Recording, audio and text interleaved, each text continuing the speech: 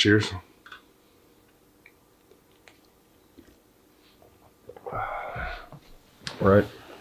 It's been a hot minute since we last filmed. We don't even know how long it's been. Yeah, I mean, we could have easily looked on. I'm sure, but still. But, yeah, I didn't really want to film today, and you're not feeling well, so the conditions aren't ideal. But we're here nonetheless. Yeah, but I'm glad we are. Yeah. You know, it's nice to get kind of, we were in a nice little groove at the beginning there. Yeah. It's nice to get back in it. So, this is the first time we're filming since you're officially divorced. Correct. Yep. And there's a couple other things that you obviously shaved your beard. Yeah. You know? Man, I'm genuinely glad that we don't have like long-term footage of like my clean shave face. Well, I mean, like it'd be interesting to have, but dang. I do have video of it. You do, that's right. Yeah. We do have video of that. Yeah. Yep. Insert a little clip here. No, I probably won't, you know? Actually, maybe we should. Yeah, that'd be funny.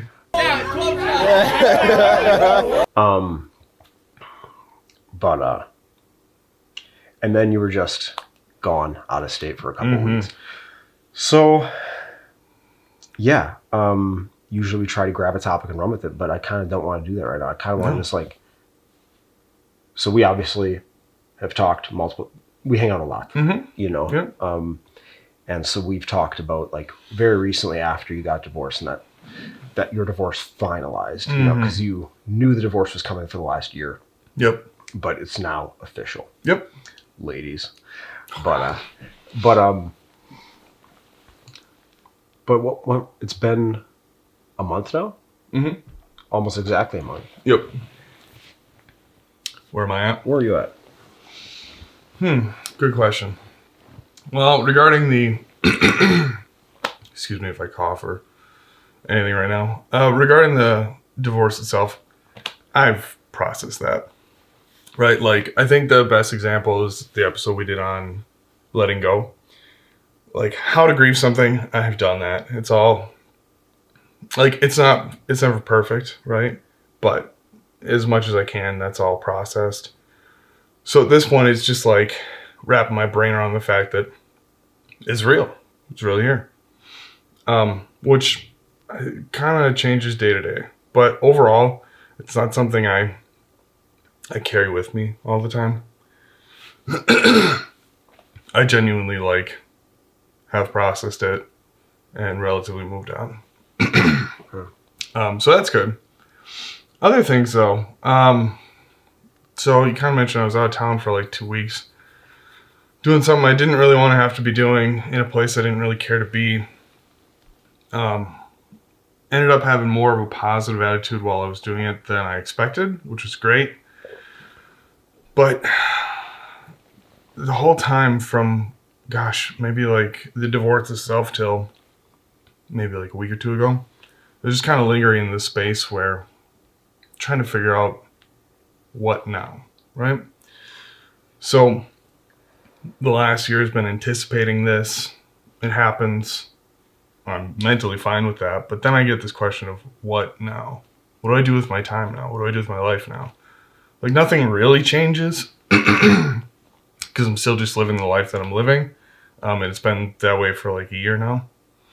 So nothing changes on that front. But then I ask myself, what now? And this kind of actually, I was thinking about this like a few hours ago because I assumed we were going to talk about some of this. It kind of gets to the,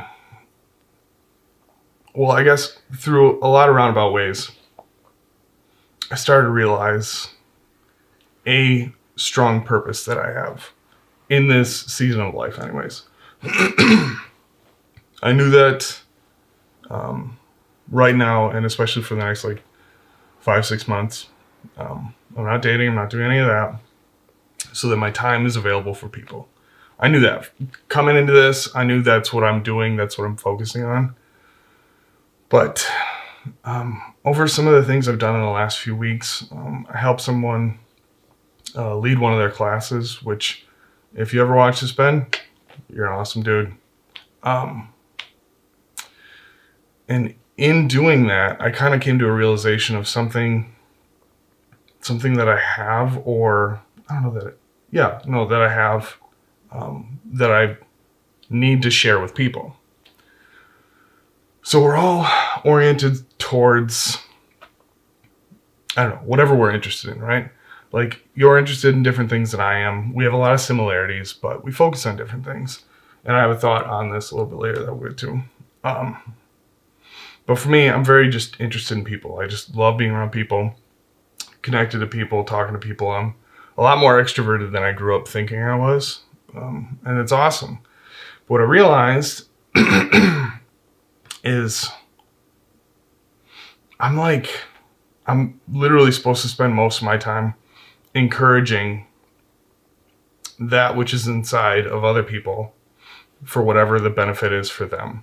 And that seems relatively egotistical coming out of my mouth, but it's what I know I'm supposed to be doing right now. The amount of feedback I get when I do this is like astonishing to me. It's somewhat overwhelming and kind of like numbing too. It like tells me, I don't know, it's just like so often that I don't feel it's real anymore. But what I've realized is people often either feel guilty, not proud of, or some negative emotion on something that they feel, think, or emote when they really don't have to. Over 80% of the time, they do not have to. It's not like unhealthy to think that, but they don't have to. And I see that shit all of the time on people. So what I've been doing in the last while is like just saying the thing out loud that, I don't know, we don't say often. So, prime example, I'm talking to this lady, she gives her opinion. It's in a group discussion format where everyone is just speaking their thoughts. And she's like, I don't remember exactly what she said, but she said something to the effect of, well, I think what it's saying is this and this, but I don't know, never mind, I don't know. Right there. That person has an opinion and a thought. They want to share that.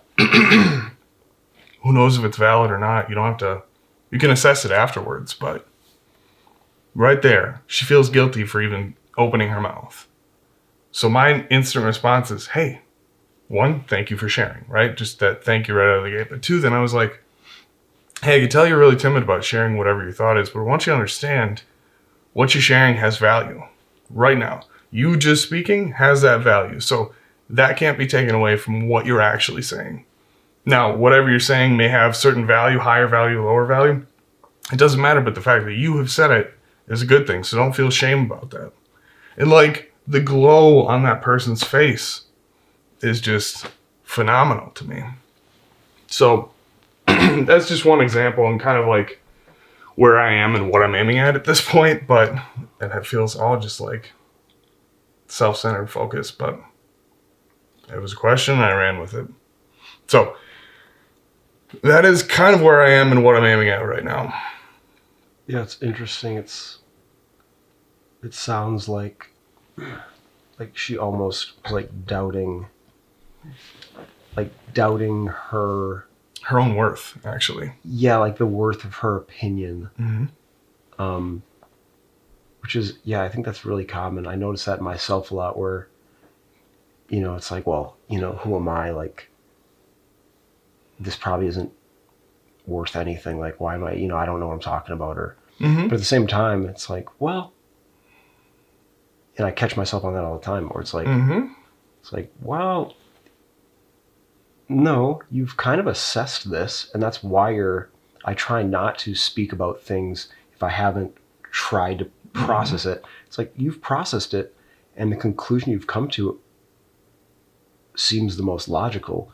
So like, why are you doubting that? Right. And you were saying it sounds egotistical, and I guess it very much could be if you were coming into it of the mindset of like, well, I'm always yes. right.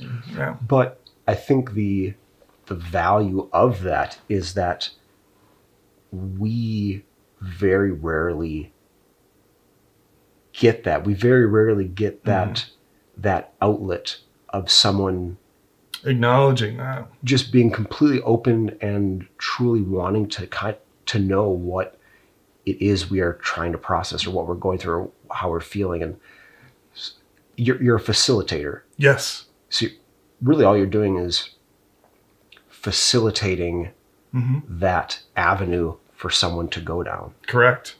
You know? Right. Basically, whenever I'm in a moment where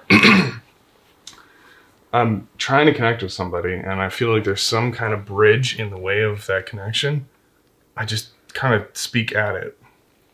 Prime example, yourself, myself at dinner the other night, right before you were leaving, I'm not going to regurgitate exactly what we were talking about because I don't remember the fine details, but I told you something. And I was like, hey, I see this right now. And I was like, I see this positive thing in your life right now. And your instant response was something in the effect of, sure, but there's a lot of negative too. And I was like, fair, but I want you to know that I see that positive chunk in this current moment. So it's like things like that. It's whatever I'm seeing or feeling like kind of led to just say at that moment, I'm just going to go with it. And I've thought about that comment a couple times since, because that was what, 4 days ago? Yeah. 5 days ago? And that was like while you were leaving too. It was, yeah. And I remember just you saying, like, hey, like, kind of like, wake up, dude. Like, you kind of need to realize, like, this is a good thing. Like, yeah, you're focused over here, but, like, understand that what you're doing here is actually a good thing. And, like, when you said it, it took me aback a little bit. And I've thought about it, like I said, a couple times since. And, like, I appreciate that. But, yeah, it was, I haven't fully processed it. Sure. So that's what I'm kind of trying to do right now. But it was, can maybe realize, like, oh, like, you're not, like, it was interesting to hear someone else say, like, yes, this is how you view yourself, but please understand that there's also this chunk. Yeah, you're probably a little harder on yourself than you need to be. And this is actually, you know, it's closer to the median than what you're assuming. You're further to the negative pole than it actually is. Correct, yeah. Yeah. And I find, like what I was saying earlier, is that 80% of the time, people have that negative perspective consuming, right? So for me, what it is to, whatever that 80% is just kind of reaffirm the positive action within that. It's not to ignore something. That's not the intent here. Like, I'm not trying to just brush over what exists in life. It's the fact that we don't get the feedback of the goodness. Like, yeah, you might get, the most common feedback I think we get in life is often feedback on actions, feedback on accomplishments, achievements, things that are quite tangible, very tangible. And it's useful. It's like, hey, you know, you can do that thing. Good. Somebody comes up, hey, good job with blah, blah, blah, blah, blah. The feedback we do not get hardly ever, because honestly, most people just don't know how to, like, see this or look at it or speak to it or whatever, is feedback on our thoughts, on who we are, on the positive natures that we actually maintain. Because, like, the qualitatives. Yes. Yeah, that's what you were just saying earlier, qualitative and quantitative. We get quantitative feedback all of the time. Yeah. Qualitative feedback. That's a really, really good description. Like, people just don't speak to those things hardly ever. I don't know if it's because it's socially awkward or we feel strange about it, or like we just aren't raised doing that. I don't know why. I'm not totally sure. Yeah, and this might just be like where we are at. Yeah, that's and fine. Like the people we hang out with. So this might not be the norm. But per my observations of society, and this might just be an American thing too, so many of us don't either know how or are not comfortable with getting deep. Yeah. You know, just you'll ask someone, you know, like someone you really care about, and you're close. It's like someone you even grew up with, you know, maybe like, let's say a top 20 person who you're in your very life. Connected with. Yeah. And like, hey, how's it going? You know, how's it going? I haven't seen each other in 4 months. How's it going? Like, oh, good. How you doing? You know, like, but they're like, oh, it's good. Like, I just let them know it's good. But you can just tell it's like, there's something there. It probably is good. but what? Like, what is that? What do you really want to say? You know, because you might say like, oh, I'm good. Versus like, overall pretty good. This thing's bugging me. Like, I just, you know, I'm playing with this my soul. And like, I think, you know, maybe like if you do that in most areas, that is socially awkward. And it's rude in a sense to kind of just like control the conversation in that area. But like someone you're really close with, like let's say a sibling or, you know, a close friend, it's like, well, that's why we're so close. Like if we want to be next to each other for the next 50 to 60 years, you know, like I would rather someone just as opposed to be like, good, how are you? You know, like fuck how I am. Like we'll get to that in a little bit. Yeah. But like I would rather them say like, overall pretty good, man. Like I had this terrible thing happen and like I'm processing it and like be like, whoa, why is that? And I would rather us just like dive in and like, hey, let's work on that a little bit, you know, like right. But it seems to me that, like I said, either people don't know how, or they're not comfortable, or maybe it's just the people we hang out with, or maybe it's just the American society. I don't know. I don't have enough. Yeah, we don't have the bandwidth of knowledge. I haven't spent 100 years traveling the world, right, learning 200 languages, getting intimate with all cultures. But it just seems like we as a whole, we don't get deep as a whole. Correct. And it's one of our, well, not to regurgitate it, but it's one of the deepest longings we have, is deep connection with others. And you're kind of on the money with some of that, because it's, one, it's out of fear that we don't do these things, and two, it's out of naivety, lack of understanding where that goes. It's being vulnerable. You're being out there, and if you let yourself out there, the negative feedback that we get is, I have just let something out that somebody can now damage me with, right? So if they wanted to, they could immensely hurt me. I opened up my armor a little bit. Correct. You know. And essentially what that is it's like, I had a good analogy. Anyways, you're like opening up your underbelly, right? It's like, oh, this is very vulnerable. But also it can just, it allows somebody to come in and fill you up. If you're not opening up, you are not going to be filled up. You'll just wall off into your own box. I think one really good way to break that for people, for the average person, and I got this from a guy I know, he shared this once, was it's a really, really simple question, but if you're relatively connected to somebody, one of the easiest ways to break that wall is when you ask the question, how's it going?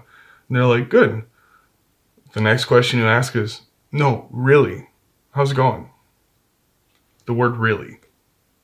Just throwing the word really into that question, it is so much more likely that they will follow it up with some form of valuable feedback. More often than not, if they don't know how to repeat it, or if they don't know how to respond to it, they're going to give you some form of question along the lines of, do you really want to know?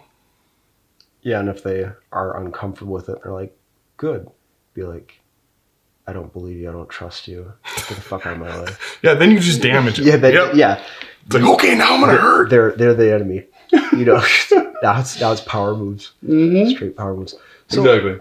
So kind of getting off topic, hopping back up topics. In your anticipation for the divorce, kind of in your anticipation of starting anew, and now being in that phase, has your perspective on kind of what that starting new, has that changed at all? Has that reshifted?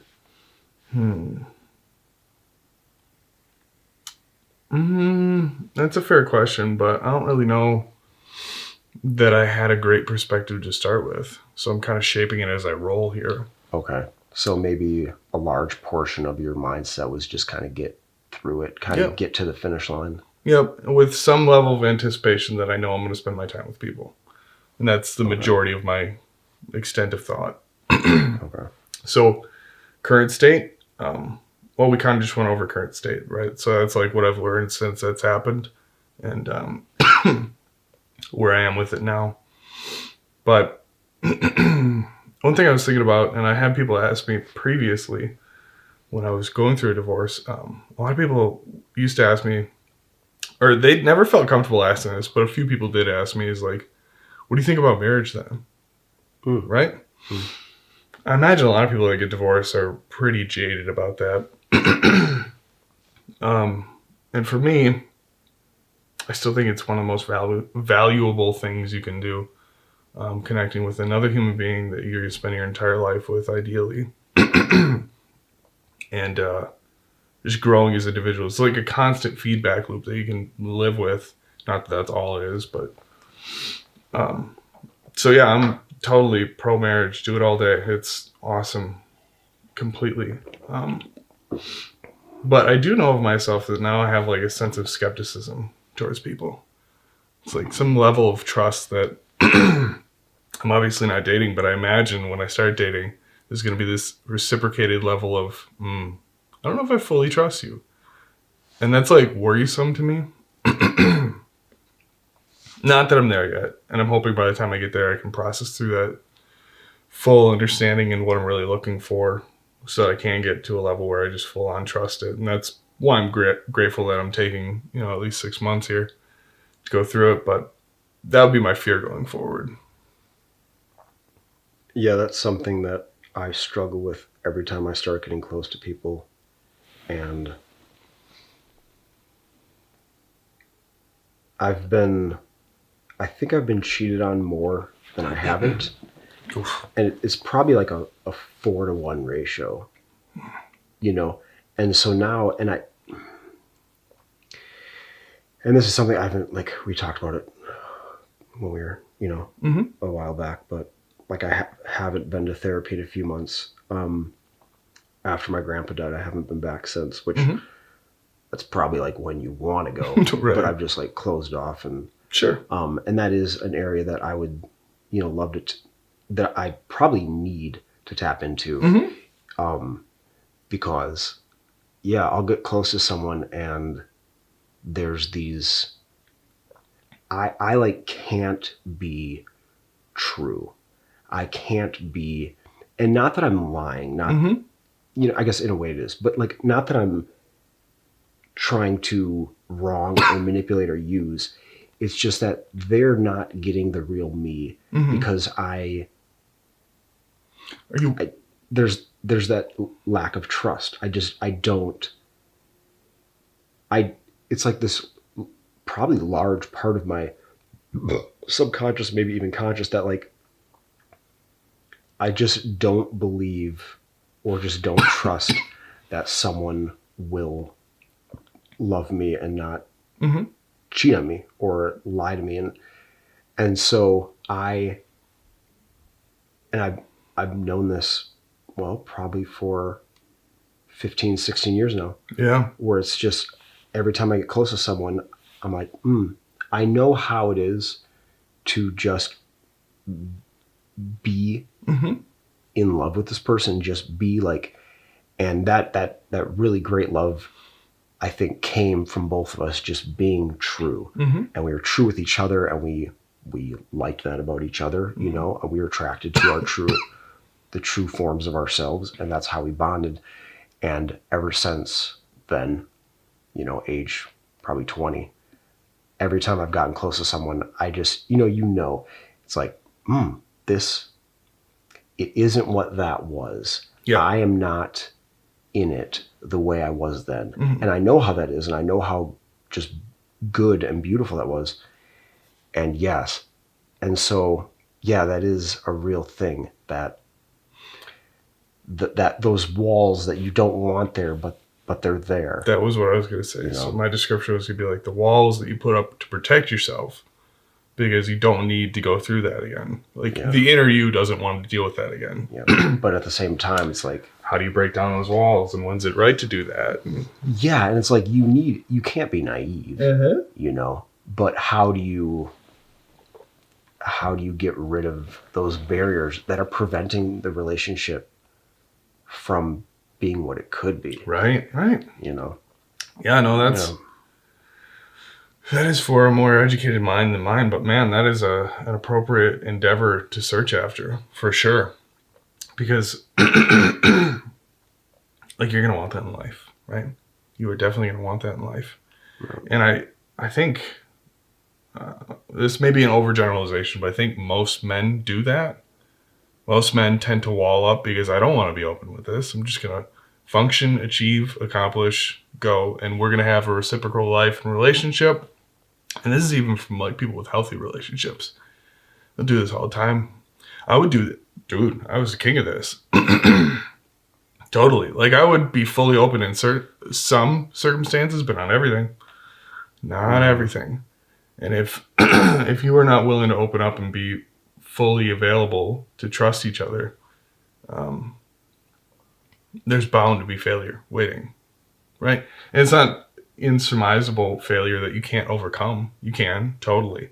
But it's going to happen regardless. It totally will. It's unavoidable. It's like the train that will crash into the wall. There's no way you get around it.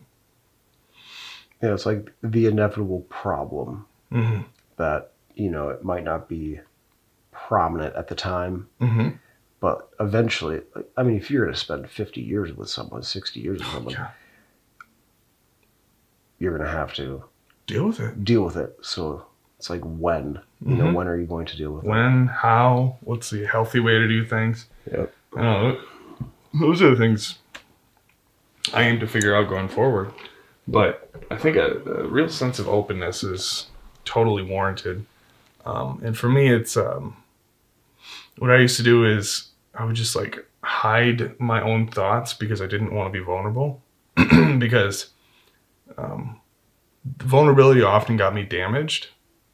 Not like all of my life, just in relationship. It was like, hey, here's this piece of information. And it was taken gently. And then at some other point of time, it would be like, I'm going to squeeze that real hard. And it's like, whoa, that was wildly unhealthy. And that hurt a lot. Don't do that. I'm going to put a few bricks up here. I don't want that again. And break them down a little bit, hand over this vulnerability. Totally fine. Different time. It's like, whoa. I'm not letting that out anymore.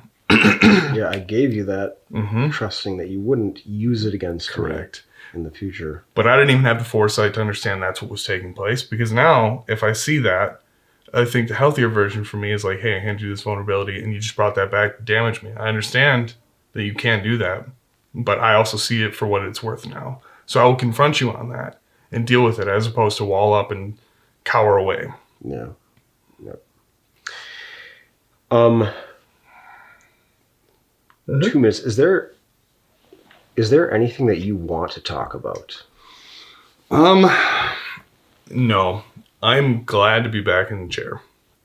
And I'm looking forward to doing this more. Okay. But as of right now? Okay. There's no other topics that are pressing on me. Okay. But yeah. No, dude, it's good to be back. All right. Good to have you back, then.